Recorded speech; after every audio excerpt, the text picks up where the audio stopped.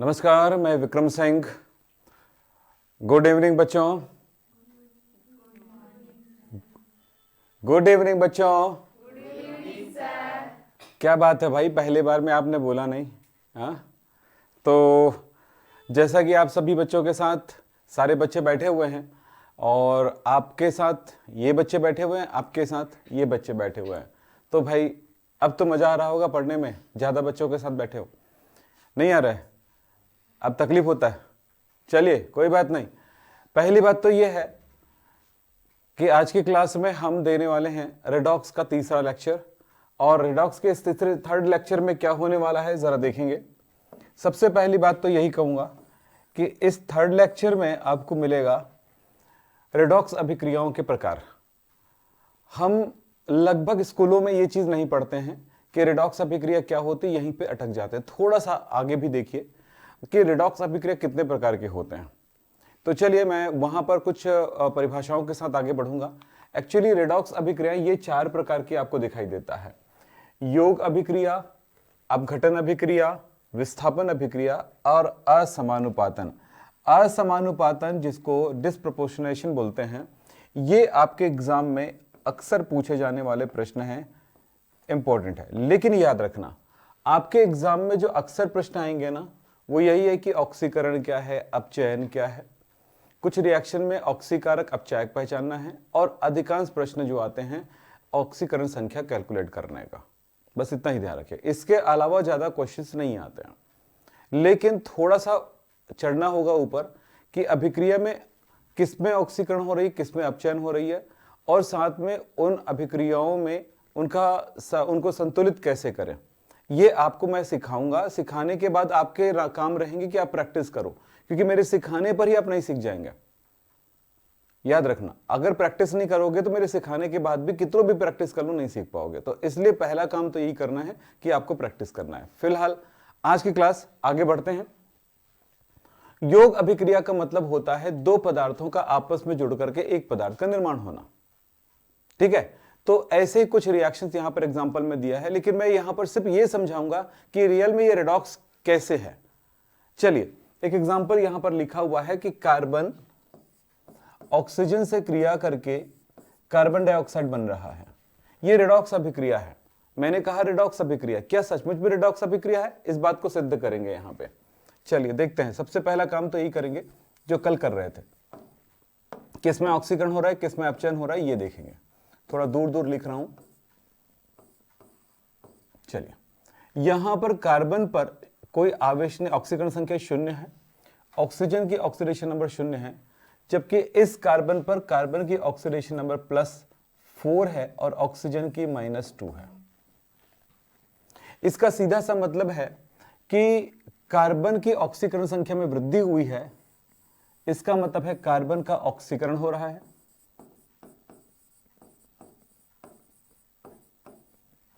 और ऑक्सीजन का यहां पर ऑक्सीकरण संख्या कम हो रहा है, मतलब अपचयन हो रहा है। देखिए ये रेडॉक्स अभिक्रिया, इस तरह से अभिक्रिया एक रेडॉक्स अभिक्रिया है। मतलब ऐसी अभिक्रिया जिनमें दो पदार्थ आपस में मिलकर के एक पदार्थ का निर्माण करे, या बहुत सारे पदार्थ आपस में मिलकर के एक पदार्थ का निर्माण करे, तो इसको कहेंगे हम लोग योग अभिक्रिया। यही बात लिखा है, वे अभिक्रिया जिनमें कोई दो अभिकर्मक संयुक्त होकर एक उत्पाद का निर्माण करता है, योग अभिक्रिया कहलाती है। टाइम नहीं लगता है सब चीज समझने में, तो ये सब में भी आप चेक कर लीजिएगा रेडॉक्स हो रहा है कि नहीं, किसमें ऑक्सीकरण हो रहा है, किसमें अपचयन हो रहा है, ये आप अपने से प्रैक्टिस कर लीजिएगा। ठीक है, अब इसके बाद होता है अपघटन। अपघटन मतलब टूटना। यहां पर योग हुआ था ना, यहां पर अलग होना। तो कोई एक पदार्थ 2 या 3 टुकड़ों में टूट जाती है, तब इसे कहते हैं अपघटन, है ना, अपघटन।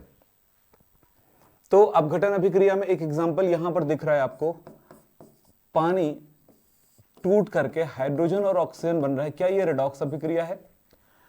संतुलित कर दें, ये लीजिए, यहां पर हाइड्रोजन की ऑक्सीडेशन नंबर +1 और ऑक्सीजन का -2 है, जबकि यहां पर हाइड्रोजन का 0 है और ऑक्सीजन का यहां पर 0 है। दोनों में ऑक्सीजन का भी 0 है, हाइड्रोजन का 0 है। तो आप देख रहे हो हाइड्रोजन की ऑक्सीडेशन नंबर कम हो रही है, तो हाइड्रोजन का यहां पर अपचयन हो रहा है,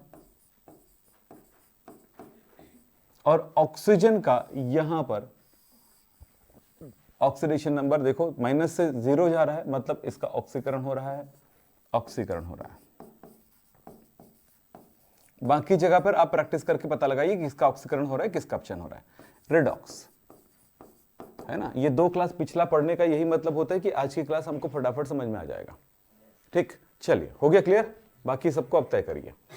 फिर आता है विस्थापन। विस्थापन का मतलब होता है किसी यौगिक से, किसी तत्व के द्वारा या किसी समूह के द्वारा किसी यौगिक से किसी भाग को हटा करके, जैसे यहां पर हमने y को हटा करके x को जोड़ दिया, ये विस्थापन कहलाता है।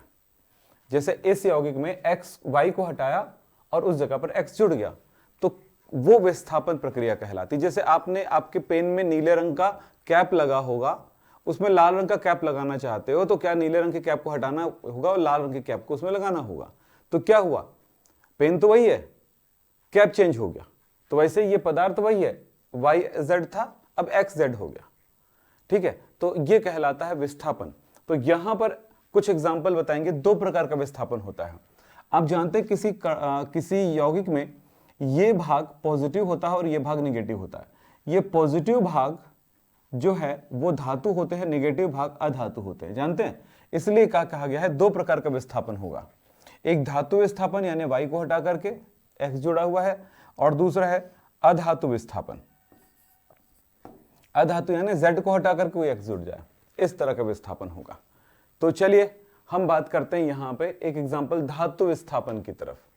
धातु विस्थापन एक एग्जांपल ऊपर में दिखा हुआ है, उसमें क्या है, CuSO4 की क्रिया जिंक से कराते हैं तो ZnSO4 और Cu प्राप्त होता है। तो क्या हुआ, ये Zn ने Cu को हटाया, Cu को हटा दिया और खुद जुड़ गया। अब इस प्रक्रिया में ये विस्थापन हुआ, एक जिसको विस्थापित किया वो अलग हो गया और वो खुद जुड़ गया।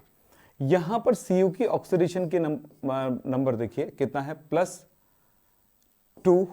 SO4 का तो चेंज नहीं हो रहा है, SO4 2- है, SO4 2- है, चेंज नहीं हो रहा है। यहां पर जिंक की ऑक्सीडेशन नंबर 0 है, यहां पर जिंक की ऑक्सीडेशन नंबर +2 है, और यहां पर ऑक्सीडेशन कॉपर का 0 है। तो आप क्या देख रहे हो, आप देख रहे हो कि जिंक जो है ऑक्सीडेशन नंबर बढ़ रही है, यानी कि ऑक्सीकरण हो रहा है, और कॉपर की ऑक्सीडेशन नंबर कम हो रहा है, मतलब अपचयन हो रहा है। तो ये इस तरह से ये रिएक्शन हुआ रेडॉक्स। तो क्या हुआ, किसी यौगिक से अधिक क्रियाशील धातु द्वारा कम क्रियाशील धातु को विस्थापित करना। ये यौगिक है, इसमें ये अधिक क्रियाशील है, इसलिए कॉपर को हटा करके खुद जुड़ जाता है। ये कौन अधिक क्रियाशील है, कौन कम क्रियाशील है, इसके लिए होता है, इसके लिए पढ़ना पड़ता है विद्युत रासायनिक श्रेणी, जो 12th में मुख्य रूप से है। लेकिन अभी 11th में मैं थोड़ा सा इस चीज को पढ़ाऊंगा, क्योंकि रिडॉक्स का भाग होता है वो भी। तो कौन ज्यादा क्रियाशील है, कौन कम क्रियाशील है, उस लाइन से समझ में आएगा, वो नेक्स्ट क्लास में होने वाला है, विद्युत रासायनिक श्रेणी। चलिए, इसी तरह से सब जगह पर देखो, इसने मैग्नीशियम ने Ti को, टाइटेनियम को हटा दिया और खुद जुड़ गया। इसी तरह से यहां पर एल्यूमिनियम ने क्रोमियम को हटाया और खुद जुड़ गया। तो यहां जब हटाता है इस तरह से, तो ये तो अपनी ऑक्सीडेशन नंबर बढ़ा रहा होता है, लेकिन ये इसकी ऑक्सीडेशन नंबर उसकी जगह पे कम हो जाती है। ये अभिक्रिया कहलाएगा धातु विस्थापन। धातु ने हटाया ना, ये धातु है, धातु ने धातु को हटाया, धातु कभी अधातु को नहीं हटाएगा, समझ रहे हो। धातु, अगर धातु ने अधातु को हटाया यानी कि SO4 को हटा करके खुद जुड़ गया, ऐसा नहीं हो सकता कि कॉपर और जिंक जुड़ जाएगा। समझ रहे हैं ना, नहीं समझ रहे, आया समझ में, नहीं आया। किसी के घर की भाभी को हटा करके कोई भाभी आएगी, भैया नहीं आएगा, भाभी को हटा करके भैया नहीं आ जाएगा। बात समझ में आया कि नहीं आया, तो ये बात समझना है, छोटी छोटी बातें। चलिए नेक्स्ट, अधातु। अधातु विस्थापन में क्या होगा, कोई अधातु किसी धातु को हटाता है। एक एग्जांपल में यहां पर ध्यान दीजिएगा, Na की क्रिया जल के साथ HOH लिख दे रहा हूं। ये यहां पर क्या हो रहा है जरा ध्यान दीजिएगा, इस जगह पर, इस जगह पर ये बनाया NaOH + H। अब इस H को अकेला तो रहता नहीं है, तो मैं 2 कर देता हूं, तो 2 पानी से आएगा, ये 2 OH हो गया, 2 सोडियम हो गया। चलिए सोडियम पे ध्यान देते हैं। सोडियम की ऑक्सीडेशन नंबर यहां पर तो 0 है, सोडियम की ऑक्सीडेशन नंबर यहां पर +1 है। हाइड्रोजन की ऑक्सीडेशन नंबर यहां पर +1 है, हाइड्रोजन का ऑक्सीडेशन नंबर यहां पर 0 है। देखिए धातु ने अधातु को हटाया, यहां पर ये धातु है, इस धातु ने इस अधातु को हटाया। ऐसा भी होता है कि धातु धातु को हटाएगा, एग्जांपल देंगे आपको, रुकिए। तो इस जगह पे हाइड्रोजन को हटाने की प्रक्रिया यहां पर दिखाई दे रही है।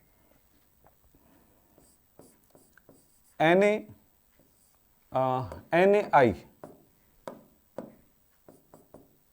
की क्रिया Cl2 से करते हैं, क्लोरीन से। तो Cl ने क्लोरीन आयोडीन को हटाया और ये बन गया NaCl प्लस आयोडीन हट गया। ये भी 2 के रूप में रहता है, तो हमेशा ये 2 के फॉर्म में संतुलित करने की प्रक्रिया का है। तो चलिए यहां पर क्या हुआ है, I यहां पर -1 है, सोडियम का कोई ऑक्सीडेशन नंबर में चेंज नहीं आ रहा है, आयोडीन की ऑक्सीडेशन नंबर -1 है, क्लोरीन की ऑक्सीडेशन नंबर यहां पर 0 है, क्लोरीन की यहां पर ऑक्सीडेशन नंबर माइनस है, और यहां पर क्लोरीन आयोडीन की ऑक्सीडेशन नंबर 0 है। चलिए ऊपर वाले काम को पहले कर लेते हैं। यहां पर देखो हाइड्रोजन की ऑक्सीडेशन नंबर कम हो रही है इस जगह पर, और यहां पर सोडियम की ऑक्सीडेशन नंबर बढ़ रहा है। तो सोडियम का ऑक्सीकरण हो रहा है और यहां पर हाइड्रोजन का अपचयन हो रहा है। यहां पर क्या हुआ जरा देखिए, क्लोरीन की ऑक्सीडेशन नंबर बढ़ा कि घटा, बताओ आप, बताओ तुम्हारा काम है, मेरा काम खत्म हो गया। क्या हुआ, क्या हुआ, ऑक्सीकरण की अपचयन, और इस जगह पर ऑक्सीकरण। मतलब सीधा ये सारे रिएक्शन रिडॉक्स रिएक्शन है, ये बात यहां पर सिद्ध हो रहा है। हम रिडॉक्स रिएक्शन का ही एग्जांपल लेके चल रहे हैं, पूरे एग्जांपल्स, ठीक है। कुछ ऐसे भी रिएक्शन मिलेगा जिसमें रिडॉक्स अभिक्रिया नहीं होती, वो देखेंगे आगे जाके। अधातु विस्थापन, ये तो हो गया, खत्म करो। एक बात ये बता दिया ना, अधातु विस्थापन ये वाला, तो ये वाला, ये यहां पर ये क्लोरीन ने आयोडीन को हटाया, क्लोरीन ने ब्रोमीन को हटाया, ठीक है। ये सब अच्छे एग्जांपल है अधातु से। यहां पर क्या चीज है, यहां पर धातु के द्वारा अधातु को हटाना है। यहां पर क्या हुआ, अधातु के द्वारा अधातु को हटाना है। अब देख लेना कौन सा, किसमें ऑक्सीकरण हो रहा है, किसमें अपचयन हो रहा है। अब चलते हैं असमानुपातन। अरे रिडॉक्स अभिक्रिया के प्रकार में कौन सा, असमानुपातन, ठीक। असमानुपातन, असमानुपातन में क्या होगा, एक ही तत्व में जब क्रिया होगा तो उसी में ऑक्सीकरण और उसी में अपचयन होगा। मतलब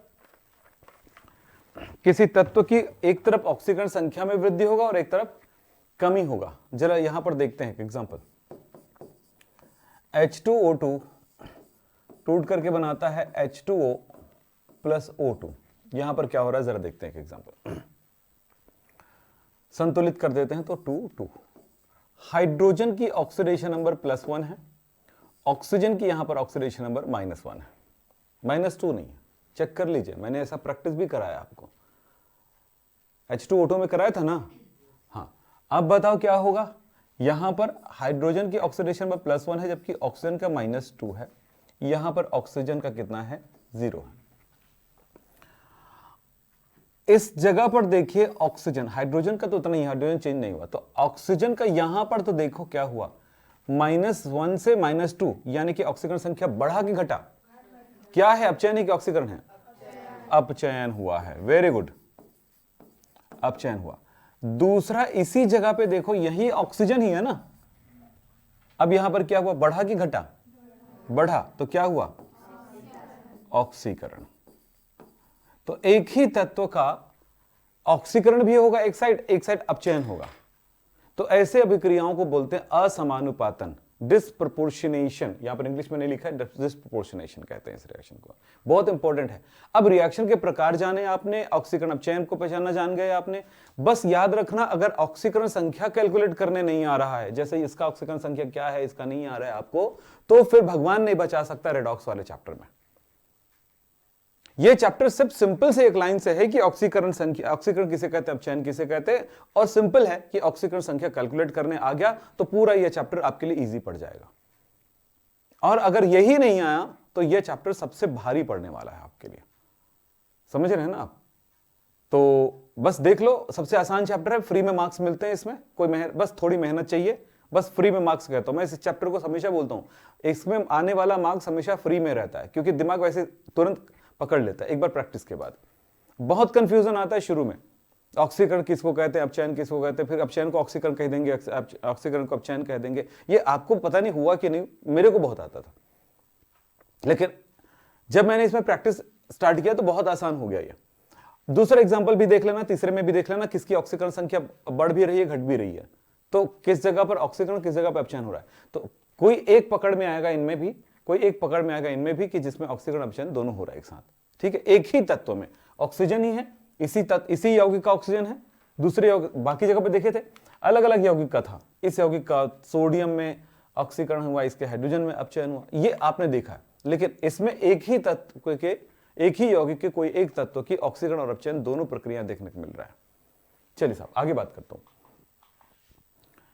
आपको मैं होमवर्क दे रहा हूं, नेक्स्ट क्लास में जब आए तो इनके ऑक्सीडेशन नंबर बना के लाइएगा।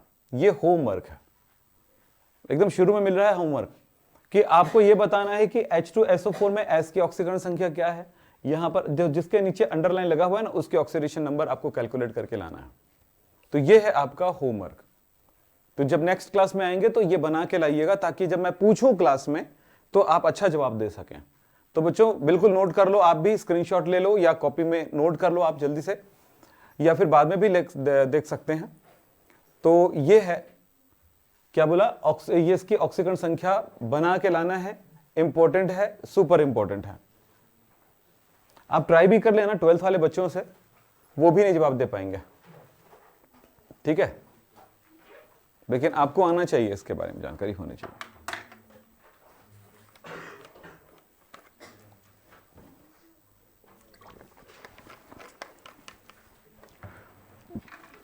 चलते हैं आगे। प्रश्न है ये, CaH2 में, जवाब दो चलो जल्दी सबके सब, है ना, जल्दी से जवाब देना बच्चों ना। क्या कैल्शियम हाइड्राइड में हाइड्रोजन की ऑक्सीकरण अवस्था है? हाँ, किसकी पूछा है इसने, कैसे? Ca क्या है? हाँ ठीक है, तो इसका आंसर हुआ कैल्शियम का +2, पूछा गया हाइड्रोजन का तो आपने 2x लिया, टोटल है 0, तो 2x इज इक्वल टू -2, यानी x इज इक्वल टू -2/2 यानी कि -1, ऑक्सीडेशन नंबर -1, ठीक है। चलिए नेक्स्ट क्वेश्चन करें, चलिए इसका जवाब दीजिए। फास्फोरस की ऑक्सीकरण संख्या निम्न में +3 है, इनमें किसमें +3 ऑक्सीडेशन नंबर होगा, जल्दी से बताइए। चलिए बहुत सारे एग्जांपल दिए गए हैं आपके पास।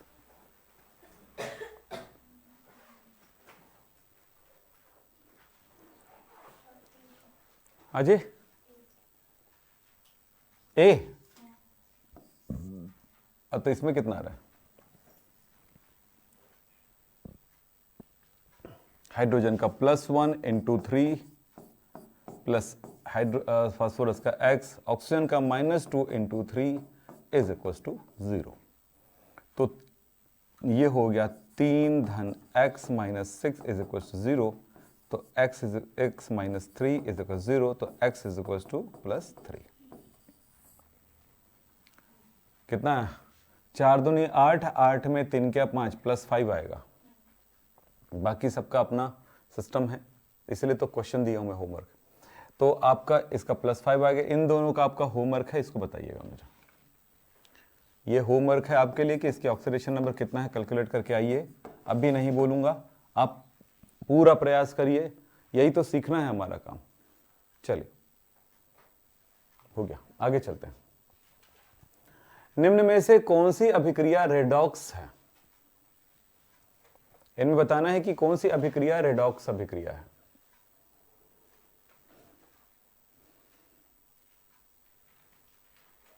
और ये भी बताना है कि जिसको नहीं है बोल रहा है वो क्यों नहीं है, ये भी आपको तय करना है कि रेडॉक्स अभिक्रिया इनमें से कौन सी है कौन सी नहीं है। चलिए कोशिश करिए, जल्दी बताइए।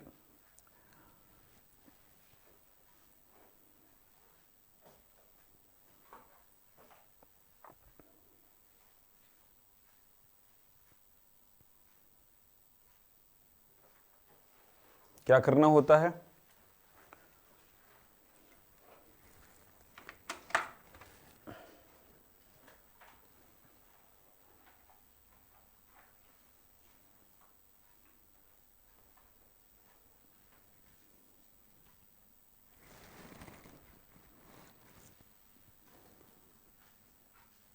इधर देखो,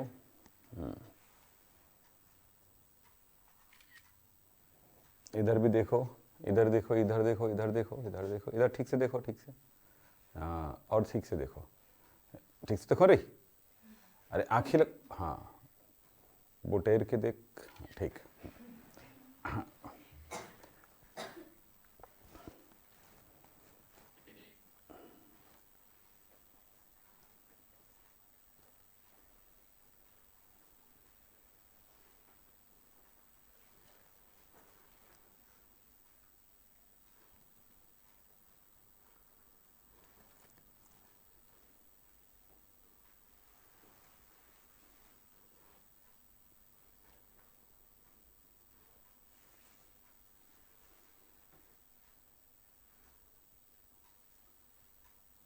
चलो हो गया।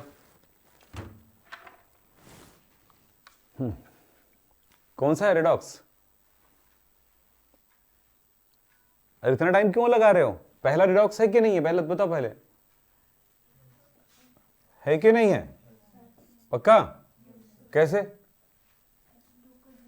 इसका ऑक्सीडेशन नंबर 0, इसका ऑक्सीडेशन नंबर, जबकि हाइड्रोजन का यहाँ पर प्लस है, इसका माइनस है, तो ऑक्सीडेशन नंबर 1 कब घट रहा है?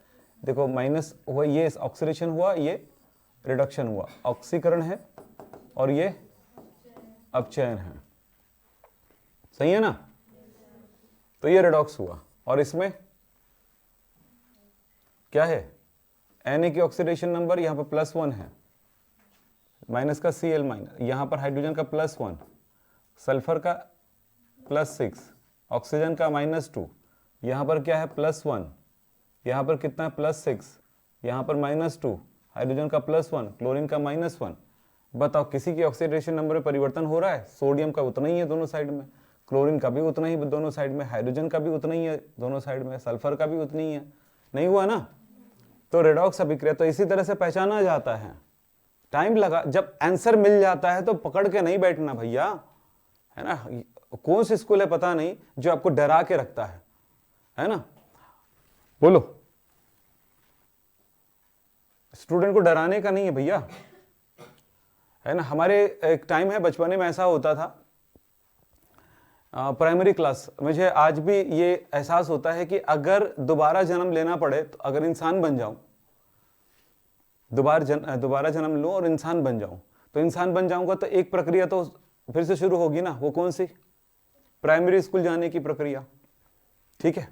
फिर प्राइमरी पहले अब तो प्ले ग्रुप जाऊंगा, फिर वो क्या बोलते हैं KG1 जाऊंगा, KG2 जाऊंगा, क्या क्या क्या क्या होता है पूरा। फिर उसके बाद यानी 7 साल पहले फिर प्राइमरी में, 7-8 साल प्राइमरी में बोर होऊंगा, 5वीं तक पढ़ूंगा ना, 8 साल बोर होऊंगा, पहले तो 5 साल बोर होते थे, अब 8 साल बोर होऊंगा, तब जाकर के 6वीं जाकर के मजा लूंगा पढ़ाई में, फिर 6वीं से 7वीं, 8वीं, 9वीं, फिर 10वीं, ये फिर 5 साल इधर से फिर बोर होऊंगा, छोटे छोटे, उतने मजा नहीं आएंगे, फिर 11वीं में आऊंगा तो फिर मजा आएगा पढ़ने में।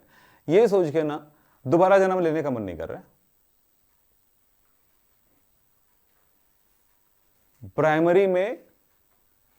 प्राइमरी से डर लगता है मुझे। अब बोले क्यों? अब प्राइमरी चेंज हो गया, अब मैं थोड़ा सा रूल चेंज करूंगा, जन्म ले सकता हूं, ठीक है? तो क्यों? क्योंकि अब डर नहीं लगता आपके बच्चों को प्राइमरी में, क्योंकि प्राइमरी मस्त पढ़ाया लिखाया जाता है और साथ में बड़े खिलौने मिलते हैं, ठीक है? उस जमाने में ऐसा होता था, बस ऐसे ही था। हट,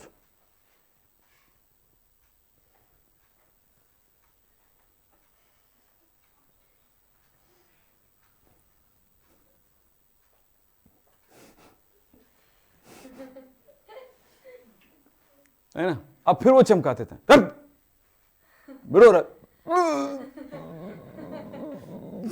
पर अपने पूरे रोना दबाते हैं, है ना, कि रोना तो अपनी मर्जी से होता नहीं, इसे ऐसे थोड़ी होता है, वो अंदर से आती है ना।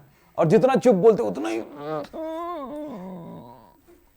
ऐसे, मतलब ऊपर से रोने के रो लेते तो तकलीफ खत्म हो जाता, है ना, उसी में डर। तो ऐसे डर आते थे स्कूलों में। तो वो इसीलिए बोलता हूं कि ये डर जो है, टीचर चमका चमका के इतना डरा डालते हैं कि आगे बच्चा फिर वो सोचता है कि वो इतना महान इंसान है कि अब उनसे कुछ पूछा नहीं जा सकता। अब कुछ बताएं तो बताएंगे, बताने से मार पड़ेगी। अब ऐसा हुआ कि एक टेस्ट लेते थे पहले बचपन में, है ना, कि चलो ये बताना, चलो तुम बताओ क्या निकाले, मैथ्स वगैरह कुछ भी होता था। तो उसने सही बता दिया तो ऐसे इधर इधर, कितना अच्छा बताया रे लल्लू, मारने, मतलब अच्छा भी बताया तो भी चटाक से बढ़ जाता है ना। और कभी कभी गुड, ये क्या गुड है भाई, और अगर गलत बता दिए, इधर छड़ी, हाथ ऐसे कर, ऐसे ऐसे शुरुआत ऐसे होती है,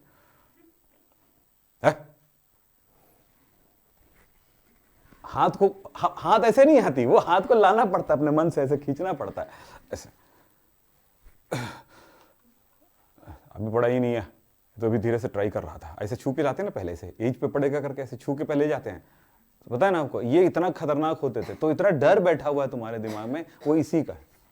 बोला करो यार, हाँ, फ्लोरीन धनात्मक ऑक्सीकरण अवस्था नहीं दर्शाता है। फ्लोरीन, प्रश्न में है फ्लोरीन धनात्मक ऑक्सीकरण अवस्था नहीं दर्शाता है। ये बहुत बड़ा संदेश है आपकी केमिस्ट्री को सिखाने के लिए। अब मैं यहां पर आंसर मैं खुद दूंगा, आप शायद ना दे पाए, लेकिन याद रखिएगा इस चीज को, अगर दे सकते हैं तो देने की कोशिश करिए। अच्छा, डी कक्षा का अनुपस्थित इसलिए, ओके, एक बच्चे ने जवाब दे दिया, आप लोग भी जवाब देते रहिएगा। उच्च विद्युत ऋणात्मक है, एक बच्चे ने जवाब दे दिया, और पी कक्षकों की अनुपस्थिति है इस कारण से, एक ने और जवाब दे दिया, और अब एक तो बच गया एस कक्षकों की अनुपस्थिति, बाकी बच्चों ने कह दिया। यार बिना दिमाग लगाए कुछ भी बोल दोगे, हाँ, घर में खाना मांगते हो तो पापा खाना दो यार, खाना बनाए कि नहीं बनाए, ऐसे मांगते हो क्या? कैसे मांगते हो? मम्मी खाना दो ना यार, ऐसे मांगते हो ना। और कहीं गलती से वैसा बोल दिए तो पापा ऐसे, पहले सबसे पहला तो उसका वो रहता है निगाह घूरने की, फिर दूसरा है, अब उस दिन बोले मम्मी आप बैठो चलो टीवी देखते हैं, आज पापा काम करेंगे। अब मम्मी ने भी दबाव डाल दिया, नहीं हाँ आप ही काम करोगे, तो वो भी जवाब देते हैं बाहर तुम जाओ जाओ जाओ, ठीक है मैं करता हूं, है ना। अब एक दिन वो करेंगे काम, फिर बोलेंगे सुबह सुबह उठ के जा रहा हूं यार ड्यूटी थोड़ी छोड़ूंगा आज, है ना, भले तुम ना करो, एक दिन करके दिखा दिया, फिर आइंदा से नहीं बोलना, बता दिया ऐसे ऐसे कहानी होती है। और जिनके यहाँ बाहर जाते हैं काम में, उनके यहाँ बड़ा मुश्किल रहता है खेल, मैं उधर से भी काम करके आऊँ इधर भी काम करूँ, तुम्हारा नौकरी करूँ, चलता है रोज चलता है वो चीज़, है ना, खुद किसी घर में होगा होगा होगा, बहुत लफड़ा है भैया। चलो आगे चलते हैं। और सच भी है कि बाहर से भी काम करके आती है बेचारी और घर में भी काम करना है, ठीक, बहुत खतरनाक होता है। चलो बताओ आंसर तो, चलो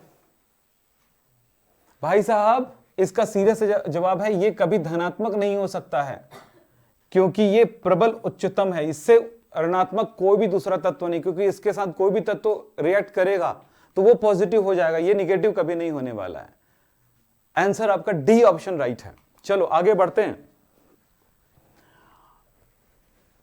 आयन इलेक्ट्रॉन विधि द्वारा रेडॉक्स अभिक्रियाओं को संतुलित करना, मैं यहां पर ये नियम का पूरा स्टेप बाय स्टेप लिख दिया हूं। पहले बिना नियम लिखे सिखाता था, लेकिन अभी नियम लिख दिया हूं, इस नियम को याद करके आना है नेक्स्ट क्लास के लिए। तो पहले एक एक चीजों को याद करते जाइए, पढ़ते जाइए। चलिए बताइए, आज मैं इसी चीज को याद करने के लिए मैं आपको सिखाऊंगा, आज की क्लास में याद ही कराऊंगा, क्योंकि देखिए जब स्टेप्स नहीं पता हो, पहले क्या होता है हम प्रक्रिया जो भी करेंगे हम आपको दिखा करके सिखाते हुए आगे बढ़ेंगे, लेकिन जब स्टेप ही ना पता हो तो फिर आप काम नहीं कर सकते। पहले क्या लिखा हुआ है देखिए, कोई भी रिएक्शन दिया होगा उसका पहले अर्ध समीकरण में उन्हें तोड़ेंगे। ठीक है, पहला क्या करेंगे, जो भी समीकरण दिया होगा उसको अर्ध समीकरण में तोड़ेंगे। क्या करेंगे, आधा समीकरण बनाएंगे। कोई भी रिएक्शन क्या होता है, ऑक्सीकरण और अपचयन दोनों होता है ना, तो ऑक्सीकरण को अलग लिखेंगे, अपचयन को अलग लिखेंगे। यही लाइन लिखा है। तो क्या बोला मैंने, दिए गए अभिक्रिया को ऑक्सीकरण एवं अपचयन अर्ध समीकरणों में तोड़ना है। याद हो गया, याद करते जाओ, याद हो गया। मैं पहले कभी आज तक नहीं रटवाया, पहला प्रयोग है। ठीक है, ताकि जब अगले क्लास में आओ तो ये पूरी की पूरी लाइनें आपके दिमाग में रहें। ठीक, ताकि उस दिन आप समीकरण को संतुलित कर सको। दूसरा क्या करेंगे, सुनिए, हो गया ना, पहला काम समझ याद हो गया। दूसरा, हाइड्रोजन तथा ऑक्सीजन के अतिरिक्त परमाणुओं को संतुलित करना है। मतलब हाइड्रोजन और ऑक्सीजन को पहले संतुलित नहीं करना है। क्या बोला, जो भी अर्ध दो समीकरण मिले हैं ना, दोनों समीकरणों के किसको संतुलित करना है, सबसे पहले हाइड्रोजन और ऑक्सीजन को छोड़ करके उन बाकी दूसरे तत्वों को संतुलित करना है। याद हुआ, पहला क्या किए, अर्ध समीकरण में तोड़े। दूसरा क्या किए, हाइड्रोजन ऑक्सीजन को छोड़ करके अन्य तत्वों को संतुलित करना है। क्लियर, याद कर लो बेटा, कल क्लास में आने से सबसे पहले एक एक करके पूछूंगा क्या क्या हुआ है, स्टेप बाय स्टेप। कल का काम वही होगा तुम्हारा। तीसरा क्या करना है, दिमाग में रखना, पहला क्या करना है, क्लियर हो गया। दूसरा क्या करना है, क्लियर हो गया। तीसरा काम क्या, संतुलित हो गया ना सारे तत्व, कौन कौन सा, हाइड्रोजन और ऑक्सीजन को छोड़ करके। हाइड्रोजन ऑक्सीजन को संतुलित करने का सोचना ही नहीं पहले। फिर एक पक्ष में H2O के योग द्वारा ऑक्सीजन परमाणुओं को संतुलित करना है। अब इसको कैसे बोलूंगा, जिस साइड, मैं बोल रहा हूं आपको अपने भाषा में बोल रहा हूं, जिस ओर ऑक्सीजन की कमी होगा उधर H2O जोड़ना है। देखो भाई, लिखा कैसा है, मैं बोल कैसे रहा हूं, उस पर ध्यान देना, दोनों एक ही चीज लिखा है, लेकिन भाषा को सरल कर दे रहा हूं। आप चाहो तो वीडियो में से उसको लिख लीजिएगा। ठीक है, तो क्या बोला मैंने, जिस ओर ऑक्सीजन की कमी हो उधर H2, ऑक्सीजन नहीं जोड़ना है, H2O जोड़ना है। हो गया। फिर तीन याद हो गया, पहला लाइन याद हो गया। पहला लाइन क्या था बच्चों, अर्ध समीकरण में तोड़ना है ना, यानी कि ऑक्सीकरण समीकरण और अपचयन समीकरण दो तरह के समीकरण बनेंगे। किसी भी रिएक्शन को दो समीकरण में जोड़ना। फिर दूसरा क्या बोला मैंने, हाइड्रोजन और ऑक्सीजन को छोड़ करके दूसरे तत्वों को संतुलित करना है। फिर जब संतुलित करोगे उसके बाद फिर ऑक्सीजन का संतुलित करना होगा। तो जिस साइड में ऑक्सीजन कम होगा, संतुलित करने का प्रक्रिया चल रही है, जिस साइड ऑक्सीजन कम होगा उधर ऑक्सीजन नहीं जोड़ना है, H2O जोड़ना है। और जिधर हाइड्रोजन कम होगा, अगला स्टेप है, जिधर हाइड्रोजन कम होगा दूसरे पक्ष में H+ आयनों के योग द्वारा H परमाणुओं को संतुलित करना। यानी जिधर हाइड्रोजन कम होगा उधर H+ जोड़ना है। क्या बोला, आप जैसे मैं बोल रहा हूं वैसा भी लिख सकते हो अपनी कॉपी में। ये कोई पूछेगा नहीं संतुलित कैसे करना है, तो उसके नियम लिखो, कोई नहीं पूछेगा। आपने चैप्टर 1 में जो अभिक्रिया संतुलित किए थे वो नॉर्मल समीकरण था, वो रेडॉक्स नहीं था। ये जो कर रहे हैं अभी रेडॉक्स अभिक्रियाओं को संतुलित करना सीख रहे हैं। आप समझ में आ रही बातें, चलिए हो गया। फिर बात करते हैं, क्लियर है, चार लाइनें क्लियर है। जिधर ऑक्सीजन कम है उधर पानी जोड़ना है, जिधर हाइड्रोजन कम है उधर H+ जोड़ना है, H नहीं जोड़ना, H+ जोड़ना है। चल ठीक है। अब इलेक्ट्रॉनों के योग द्वारा आवेश को संतुलित करना है। अब इसका मतलब समझ में आया चाहे मत आए, पर आपको याद रखना है। इलेक्ट्रॉनों के जिधर आवेश का गड़बड़ है, ऋण आवेश, जिधर माइनस आवेश कम होगा, जिधर माइनस आवेश कम होगा उसके अपोजिट साइड में इलेक्ट्रॉन जोड़ना है। जिधर माइनस आवेश कम होगा उधर इलेक्ट्रॉन जोड़ना है। ठीक है, तीन बातें आपको हुआ। H2O किधर जोड़ते हैं, और H+ किधर जोड़ते हैं, जिधर हाइड्रोजन कम हो, और इलेक्ट्रॉन किधर जोड़ेंगे, जिधर माइनस कम हो। ठीक है, वो ये बहुत रेयर देखने को मिलेगा, इसकी जरूरत ज्यादा नहीं पड़ती है ना, ये दोनों की जरूरत अक्सर पड़ने वाला है आपको। ठीक, चलो। फिर क्षारीय माध्यम में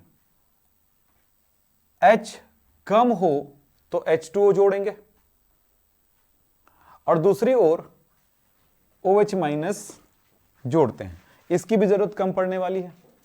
तो मेन जो है ना बेटा, आपका ये 4 पॉइंट्स पे ध्यान देना बस। फिर अगले स्टेप की बात होगी, जब जरूरत पड़ेगी तो इन नियमों को लागू करेंगे, और वैसे अपने आप समझ में आ जाएगा ये। दोनों पक्षों में समान इलेक्ट्रॉन, अब अगला है आपका छठवां वाला, दोनों पक्षों में समान इलेक्ट्रॉन लाने के लिए समीकरणों को किसी नंबर से, किसी निश्चित नंबर से गुणा किया जाता है। याद रखना, अब ये फाइनल लाइन को एक बार याद रखना, इलेक्ट्रॉन दोनों तरफ आएगा, कोई इलेक्ट्रॉन ले रहा होगा, कोई इलेक्ट्रॉन दे रहा होगा, ठीक है।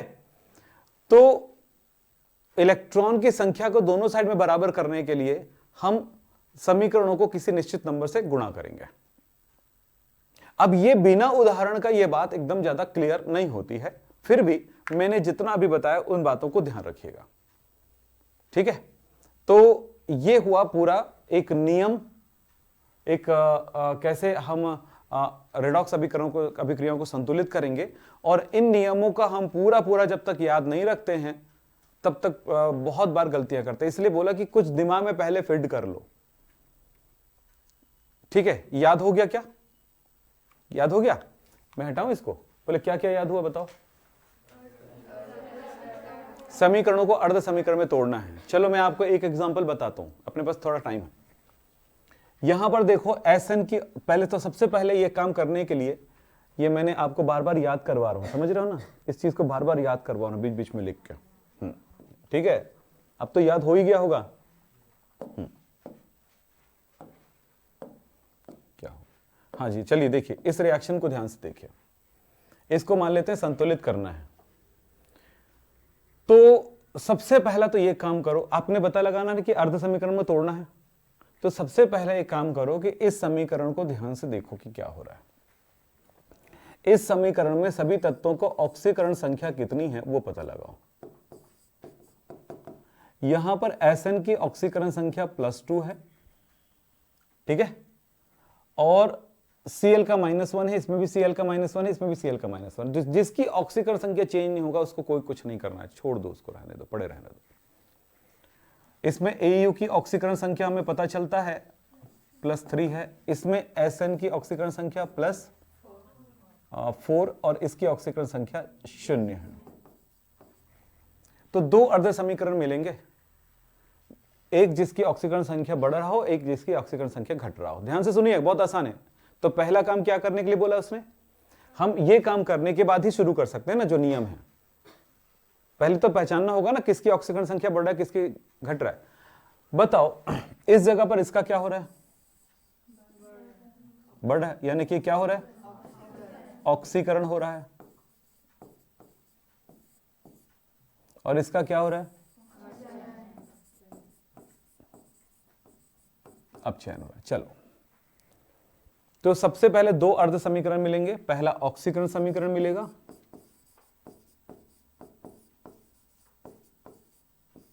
क्या मिला कि Sn +2 से बन रहा है Sn +4, ऑक्सीडेशन नंबर बढ़ रहा है। कितने में चेंज हुआ, 2 और ये 4 है, 2 का अंतर है। तो बेटा जिधर धन ज्यादा रहेगा उधर ही इलेक्ट्रॉन जोड़ना, इधर इलेक्ट्रॉन जोड़ेंगे। कितना इलेक्ट्रॉन जोड़ेंगे, 2, क्योंकि अंतर कितने का है, 2 का है। यानी इसका मतलब हुआ कि Sn ने 2 इलेक्ट्रॉन दान किया, Sn 4+ बना। ये समीकरण हमारा पहला हो गया, एक अर्ध समीकरण मिल गया। सर Cl को छोड़ दिए, नहीं छोड़े भैया, बाद में आएगा वो, आपको उसके अंदर के समीकरणों को समझना है। दूसरा क्या बोला है, अपचयन। अपचयन किस में हुआ चेक करो, AU में। AU 3+ से क्या बन गया, AU, ऑक्सीडेशन नंबर 0। तो क्या फर्क आया इस दोनों में, कितने का अंतर है, 3 का। क्या जोड़ेंगे, इलेक्ट्रॉन। कितना इलेक्ट्रॉन, 3 इलेक्ट्रॉन। किधर जोड़ेंगे, जिधर ऑक्सीडेशन नंबर ज्यादा रहेगा, तो इधर। ये सिंपल तरीका बता रहा हूं। तो 3 इलेक्ट्रॉन जोड़ दिए, हो गया संतुलित। अब दोनों में देखो, एक साइड में क्या होगा, ऑक्सीकरण में राइट साइड में इलेक्ट्रॉन दिखेगा, और अपचयन में लेफ्ट साइड में ऑक्सीकरण इलेक्ट्रॉन दिखेगा। दोनों के इलेक्ट्रॉनों की संख्या को बराबर करना है। बराबर कैसे कर सकते हैं, इधर कितना है, 2, इधर 2 है ना, तो इसको मैं 2 से गुणा कर दूंगा, 2 इलेक्ट्रॉन है। तो इधर कितना इलेक्ट्रॉन है, 3 से गुणा कर दूंगा, सीधा सा तरीका है, क्रिस क्रॉस। आप पहले भी कर चुके हो सूत्र बनाते समय इसी का। अब देखो, अब दोनों को जोड़ूंगा मैं, जोड़ूं, अब दोनों लास्ट में समीकरणों को जोड़ना है। क्या बोला है? जोड़ने से पहले क्या करना है? इलेक्ट्रॉनों को संतुलित करना है। लास्ट में लिखा था ये दोनों पक्षों में समान इलेक्ट्रॉन लाने के लिए समीकरणों को किसी नंबर से गुणा करना है, फिर उसके बाद अभिक्रिया को जोड़ते हैं। लिखा लास्ट में? हाँ। अब यहां पर सर ऑक्सीजन नहीं आया, हाइड्रोजन नहीं आया, तो मैं क्या करूं भाई? क्वेश्चन जैसा रिएक्शन रहेगा वैसे काम करूंगा ना। जब आएगा तब बोला है, जब आपको कंगाली रहेगी ऑक्सीजन का तो पानी देना, जब कंगाली रहेगी हाइड्रोजन का तो H+ देना। यही तो बोला है क्या? पूरा नाम नियम याद हो गया? चलो आगे बढ़ो। क्या हुआ? इसको 2 से गुणा किए हो आप, ध्यान दो सर 3 से, तो कितना हुआ? 3SN2+2। फिर ये तो हो गया इधर का, इधर में ये नीचे आ रहे हैं तो कितना लिखा है? AU कितना? 2 से 2AU+3 और यहां पर 3 दूनी 6, 6 इलेक्ट्रॉन जुड़ गया पूरा। इधर आते हो 3SN+4 प्लस 6 इलेक्ट्रॉन, 3 दूनी 6 और यहां पर है 2 AU।